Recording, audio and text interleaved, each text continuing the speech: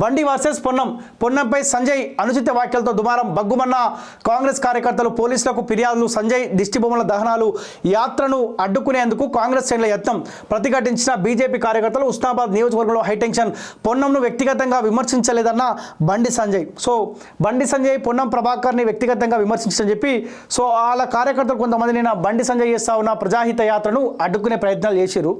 So ఆయన counter ఇచ్చిండు, ఈయన ధీటుగా కౌంటర్ ఇచ్చిండు. ఒక్కసారి బండి సంజయ్ ఏం మాట్లాడిన ఒకసారి మీకు చూపించే ప్రయత్నం చేస్తా. బండి సంజయ్ పొన్నం ప్రభాకర్ ఇద్దరు మాట్లాడినారు.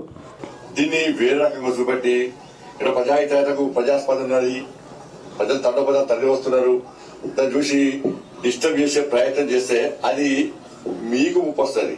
ఇలా రాముడు అయోధ్యలో పుట్టిండా అని గ్యారంటీ ఏంటి అని మీరు అన్నదానికే ఇలా ప్రజలు చీదరించుకుంటున్నారు, ఇవాళ చీకొడుతున్నారు.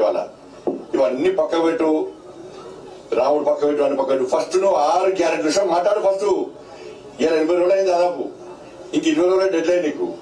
20 రోజుల తర్వాత నువ్వు 6 గ్యారెంటీ ఎట్లా అమలు చేస్తావు చెప్పాలి. ఫస్ట్ 420 హామీలు ఉంటాయి కదా, 423 హామీలు, వాటిని కూడా ఎట్లా అమలు చేస్తావు? 100 రోజులు అమలు చేస్తావు నువ్వన్నావు. ఇందిరాగాంధీ ఫోటో పెట్టిర్రు, దగ్గర నేపథ్యంలో చెప్తున్నా. సరే, ఇదే నువ్వు చెప్పిన వాదన మీద నువ్వు ఈ పార్లమెంట్ గెలిచిద్దామా చెప్పు. ఇదే నువ్వు చెప్తున్నా వాదన చెప్తున్నా తప్పు మాట్లాడుతున్నావు కదా. నేను మా అమ్మ కూడా చెప్తున్నాను, నువ్వు ఏదో దీన్ని చిమ్మికలు చేసి యాక్టింగ్ చేస్తే నీ యాక్టింగ్ వాళ్ళు నమ్మలేడా? ఆ కేసీఆర్ గారు కేసీఆర్ కూడా నేర్చుకుంటున్నావు నువ్వు. నేనేమంటున్నా అంటే ఇదే వర్షన్ మీద నువ్వు ఎన్నికల్లో అభ్యర్థులు పెట్టు. సరే, నేను దాని మీదనే మాట్లాడతాను, రాముడి మాట అన్ని మాట్లాడతాయి. ఈ ఎన్నికల్లో నేను ఓడిపోతే చలో రాజకీయ సన్యాసం తీసుకుంటా. ఈ ఎన్నికల్లో కాంగ్రెస్ పార్టీ ఓడిపోతే నువ్వు రాజకీయ సన్యాసం తీసుకుంటావు చెప్పు. మొత్తం సిద్ధమా చెప్పు. నేను రాజకీయ సన్యాసం తీసుకుంటా, ఎన్నికల్లో ఓడిపోతే తీసుకుంటా, నేను వ్యాపారం చేసుకుంటా. ఏమంట ధర్మం గురించి మాట్లాడా, ఏం మాట్లాడా, హిందుత్వం మాట్లాడా, ధర్మం మాట్లాడా, ఏం మాట్లాడా, నేను పక్క తడతా. నువ్వు పక్క తడ రాజకీయ సన్యాసం తీసుకుంటావు చెప్పాలి. నేను మాట్లాడేది తప్ప నువ్వు భావిస్తే ఏదో చిత్రీకరించి నువ్వు క్లియర్ చేసి దాన్ని నమ్మించే ప్రయత్నం చేస్తే, నువ్వు దానికి కట్టుబడి ఉంటే, నువ్వు పార్లమెంటు పోటీ చేసే అభ్యర్థి ఎన్నికలు ఓడిపోతే నువ్వు రాజకీయ సన్యాసం తీసుకుంటావా చెప్పు. నేను సిద్ధం దానికి. నువ్వు తీసుకుంటావా? నువ్వు 3వ ప్లేస్ ఎందుకు పోయినావు? పార్లమెంట్ ఎన్నికల్లా కరీంనగర్ ఎన్నికల్లో 3వ ప్లేస్ ఎందుకు పోయినావు? వీటికి ఎందుకు వచ్చినావు చెప్పరాదు మరి. ఇంకా మాట్లాడదు, నీ జోలికి రాలే నేను.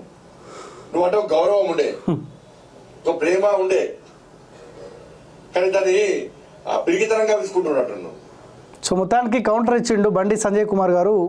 సో పొన్నం ప్రభాకర్ కూడా క్లారిటీ ఇచ్చిండు. రాజకీయ డ్రామాకు తిరిగి తెరలేపినాడు.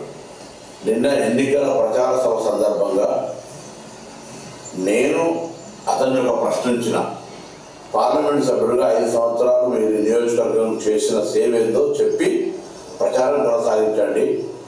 శ్రీరాముడు పేరు ఓట్లాడడం కాదు, మీరు నిజంగా ఈ నియోజకవర్గ అభివృద్ధికి చేసి ఉంటే దాన్ని చెప్పమని అడిగితే నేను ఎన్నడూ అననటువంటి మాటలు, రాముని పుట్టుక గురించి అక్షింతల గురించి మాట్లాడి నా తల్లి జన్మకు సంబంధించిన మాట్లాడు. నేను సభ్య సమాజాన్ని కోరుతామని చెప్పాను. జన్మనిచ్చిన తల్లి, నా తల్లి కావచ్చు, ఇంకొకరి తల్లి కావచ్చు, రాజకీయాలు అడిగిన ప్రశ్న నియోజకవర్గ అభివృద్ధికి సంబంధించి అయితే అతను మాట్లాడిన మాట తల్లికి జన్మం గురించి మాట్లాడుతున్నాడు. సమాజం గమనించాలి తల్లి. సో మొత్తానికి నిన్న పొన్నం ప్రభాకర్ వర్సెస్ బండి సంజయ్ కుమార్గా నిన్న కొత్త మాటల యుద్ధం కొనసాగింది. సో ఏదేమైనప్పటికీ ఆయన చేసిన పాదయాత్ర చేస్తున్న తరుణంలో కాంగ్రెస్ పార్టీ నాయకులు అడ్డుకోవడంతో సో కాస్త వారు కొనసాగింది. చూడాలి ఆ వారు ఎంత మేరకు ముందరికెళ్తే. బండి సంజయ్ మాత్రం ఒక సవాల్ విసురుతాడు, రాబోయే ఎంపీ ఎలక్షన్లో నేను ఓడిపోతే రాజకీయ సన్యాసం చేసుకుంటా, ఆ సవాల్ స్వీకరించని చెప్పి పొన్నం ప్రభాకర్కి సవాల్ విసురుతా ఉన్నాడు.